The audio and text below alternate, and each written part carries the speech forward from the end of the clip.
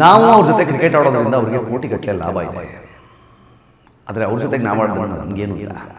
2024 ರಷ್ಯಾದವ್ರನ್ನ Olympics ground ಒಳಗೆ ಬಿಟ್ಕೊಂಡಿಲ್ಲ. ಅಂದರೆ ಯುದ್ಧದ ವಿಚಾರ ಇದ್ದಿದ್ದರಿಂದ BCCIಗೆ ಪಾಕಿಸ್ತಾನದ ಜೊತೆ ಏಷ್ಯಾ ಕಪ್ಪಲ್ಲಿ ಮ್ಯಾಚ್ ಆಡೋಕ್ಕೆ ಇಂಟ್ರೆಸ್ಟ್ ಬಂದುಬಿಟ್ಟಿದೆ. ಕ್ರಿಕೆಟನ್ನು ಜನ ಬರೀ ಇಷ್ಟಪಡೋದಲ್ಲ, ಆ ಕ್ರಿಕೆಟ್ ಆಟಗಾರರನ್ನು ಆರಾಧಿಸೋದಿದೆ. ಆಪರೇಷನ್ ಸಿಂಧೂರ್ನ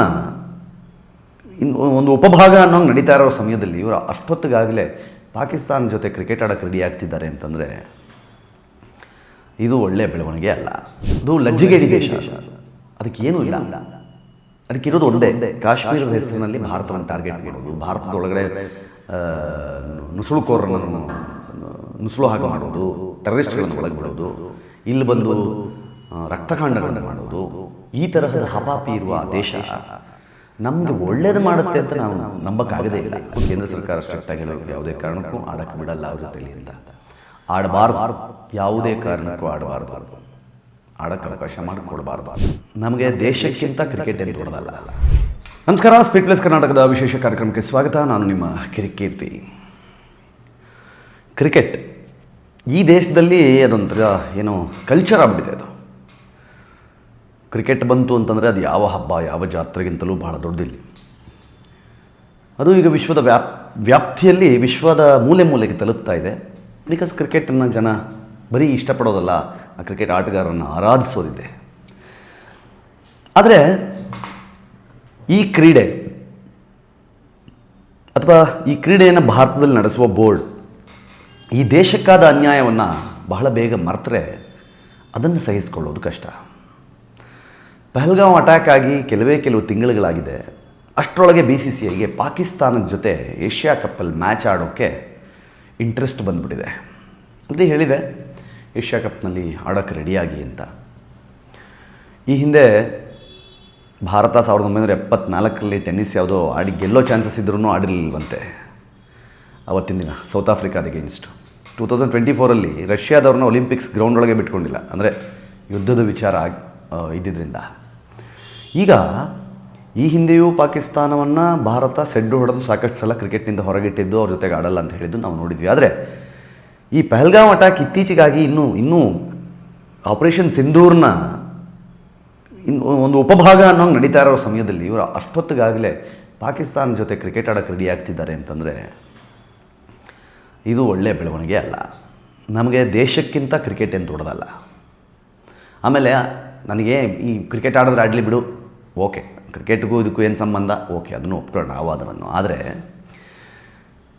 ನಾವು ಅವ್ರ ಜೊತೆ ಕ್ರಿಕೆಟ್ ಆಡೋದ್ರಿಂದ ಅವರಿಗೆ ಕೋಟಿಗಟ್ಟಲೆ ಲಾಭ ಇದೆ. ಆದರೆ ಅವ್ರ ಜೊತೆಗೆ ನಾವು ಆಡೋದ್ರಿಂದ ನಮಗೇನೂ ಇಲ್ಲ. ಆಮೇಲೆ ಅದು ಆಗಬೇಕಾಗಿಯೂ ಇಲ್ಲ ನಮಗೆ. ಆದರೆ ಅವ್ರಿಗೆ ಭಾರತದ ಜೊತೆಲಿ ಅಥವಾ ಏಷ್ಯಾ ಕಪ್ನಲ್ಲಿ ಭಾರತ ಟೂರ್ನಮೆಂಟಲ್ಲಿದ್ದರೆ ಕೋಟಿ ದುಡ್ಡಾಗುತ್ತೆ.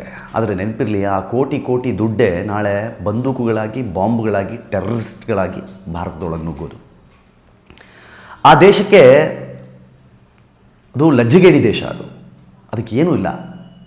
ಅದಕ್ಕಿರೋದು ಒಂದೇ, ಕಾಶ್ಮೀರದ ಹೆಸರಿನಲ್ಲಿ ಭಾರತವನ್ನು ಟಾರ್ಗೆಟ್ ಮಾಡೋದು, ಭಾರತದೊಳಗಡೆ ನುಸುಳುಕೋರರನ್ನು ನುಸುಳು ಹಾಗೆ ಮಾಡೋದು, ಟೆರರಿಸ್ಟ್ಗಳನ್ನು ಒಳಗೆ ಬಿಡೋದು, ಇಲ್ಲಿ ಬಂದು ರಕ್ತಕಾಂಡಗಳನ್ನು ಮಾಡೋದು, ಈ ತರಹದ ಹಪಾಪಿ ಇರುವ ದೇಶ ನಮಗೆ ಒಳ್ಳೇದು ಮಾಡುತ್ತೆ ಅಂತ ನಾವು ನಂಬಕ್ಕಾಗದೇ ಇಲ್ಲ. ಇಲ್ಲಿಯ ತನಕ ಮಾಡಿದ್ದು ಒಂದೆರಡಲ್ಲ ಪಾಕಿಸ್ತಾನ ನಮಗೆ. ಅಂಥದ್ರಲ್ಲಿ BCCIಗೆ ಏನಂತ ಅರ್ಜೆಂಟ್ ಇತ್ತು? ಇಮಿಡಿಯೇಟಾಗಿ ನೀವು ಪ್ಯಾಡ್ ಕಟ್ಟಿಬಿಡಿ, ಹೊರಟುಬಿಡಿ, ಏಷ್ಯಾ ಕಪ್ಗೆ ಆಡಿಬಿಡಿ ಪಾಕಿಸ್ತಾನ ಜೊತೆಯಲ್ಲಿ ಅಂತ. ಇನ್ನೂ ಆ ಗಾಯದ ನೋವು ಮಾಸಿಲ್ಲ. ಪಾಪ ಅವತ್ತು ಗಂಡಂದ್ರನ್ನ ಕಳ್ಕೊಂಡ ಆ ಹೆಣ್ಣು ಮಕ್ಕಳ ಹಣೆಯ ಸಿಂಧೂರ ಅಳಿಸಿ ಹಾಕಿದ ಪಾಪಿಗಳ ದೇಶಕ್ಕೆ ನಮ್ಮ ಜೊತೆ ಕ್ರಿಕೆಟ್ ಆಡೋ ಹಠ ಇರುತ್ತೆ. ಯಾಕೆ ಅಂತಂದರೆ ಗೊತ್ತು, ಭಾರತದ ಜೊತೆಗೆ ಆಡಿದ್ರೆ, ಭಾರತದ ಸ್ಟಾರ್ ಪ್ಲೇಯರ್ಸ್ಗಳ ಜೊತೆಗೆ ಆಡಿದ್ರೆ ನಾವು ಒಂದಿಷ್ಟು ಶೈನ್ ಆಗ್ಬೋದು, ನಾವು ಒಂದಿಷ್ಟು ಕಾಸು ಮಾಡ್ಬೋದು ಅಂತ. ಆದರೆ ಭಾರತಕ್ಕೆ ಯಾವ ದರ್ದು, ಯಾವ ಕರ್ಮ ಪಾಕಿಸ್ತಾನ ಜೊತೆ ಕ್ರಿಕೆಟ್ ಆಡೋದಕ್ಕೆ? ಅಷ್ಟು ಅರ್ಜೆಂಟ್ ಏನಿತ್ತು? ಯಾವುದೇ ಕಾರಣಕ್ಕೂ ಪಾಕಿಸ್ತಾನ ಜೊತೆಗೆ ಈ ಹಂತದಲ್ಲಿ ಕ್ರಿಕೆಟ್ ಆಡಬಾರ್ದು ಆ್ಯಂಡ್ ಆಡುವ ಅವಶ್ಯಕತೆ ಇಲ್ಲ. ಪರವಾಗಿಲ್ಲ, ಒಂದು ದೇಶದ ಮೇಲೆ ಕ್ರಿಕೆಟ್ ಆಡ್ದಿದ್ರೆ ಏನಾಗೋಯಿತು? ಏನು ಮಹಾ ಆಗೋಯಿತು? ಬೇಡ. ಆ ದೇಶವನ್ನು ಹೇಗೆ ತಿರಸ್ಕರಿಸಬೇಕು ಅಂತಂದರೆ ಅದಕ್ಕೆ ಆರ್ಥಿಕತೆ ಹೊಡೆತ ಕೊಡಬೇಕು ಅಂತಂದರೆ ಎಲ್ಲ ಥರದಲ್ಲೂ ಕೊಡಬೇಕು. ಭಾರತ ಏಷ್ಯಾ ಕಪ್ಪಿಂದ ಬ್ಯಾಕ್ಔಟ್ ಆಯಿತು ಅಂತಂದರೆ ಟೂರ್ನಮೆಂಟ್ನ ಮಹತ್ವ ಕಳ್ಕೊಂಡು ಹೋಗುತ್ತೆ. ಆಟೋಮ್ಯಾಟಿಕ್ಕಾಗಿ ಹಠಕ್ಕೆ ಬಿದ್ದು ಬೇಕಾದ್ರೆ ಅದನ್ನು ಬೇರೆ ಕಡೆ ಶಿಫ್ಟ್ ಮಾಡಿಸ್ಕೋಬೋದು, ಅದು ಬೇರೆ ವಿಷಯ. ಆದರೆ ಈ ಒಂದು ಕನಿಷ್ಠ ಸೌಜನ್ಯ, ಕನಿಷ್ಠ ಜ್ಞಾನ ಇಲ್ಲದ BCCI ಯಾಕೆ ಈ ವಿಚಾರದಲ್ಲಿ ಇಂತಹ ದೊಡ್ಡ ತಪ್ಪನ್ನು ಮಾಡ್ತಾ ಇದೆ ಅಂತ ಗೊತ್ತಿಲ್ಲ. ನನ್ನ ಪ್ರಕಾರ ಇದು ಕೇಂದ್ರ ಸರ್ಕಾರದ ಅಂಗಳಕ್ಕೆ ಹೋಗಬೇಕು. ಕೇಂದ್ರ ಸರ್ಕಾರ ಸ್ಟ್ರಿಕ್ಟಾಗಿ ಹೇಳಬೇಕು, ಯಾವುದೇ ಕಾರಣಕ್ಕೂ ಆಡೋಕ್ಕೆ ಬಿಡಲ್ಲ ಅವ್ರ ಜೊತೆಲಿ ಅಂತ.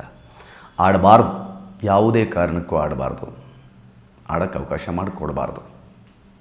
ಇದು ನನ್ನ ವಾದ. ನೀವೇನಂತೀರಿ? ಕಮೆಂಟ್ ಮಾಡಿ ಹೇಳಿ. ನೋಡ್ತಾ ಇರಿ ಸ್ಪೀಡ್ ಪ್ಲಸ್ ಕರ್ನಾಟಕ. ಇದು ನಿಮ್ಮಿಂದ ನಿಮಗಾಗಿ, ನಿಮಗೋಸ್ಕರ. ಮತ್ತೆ ಸಿಗ್ತೀನಿ. ನಮಸ್ಕಾರ.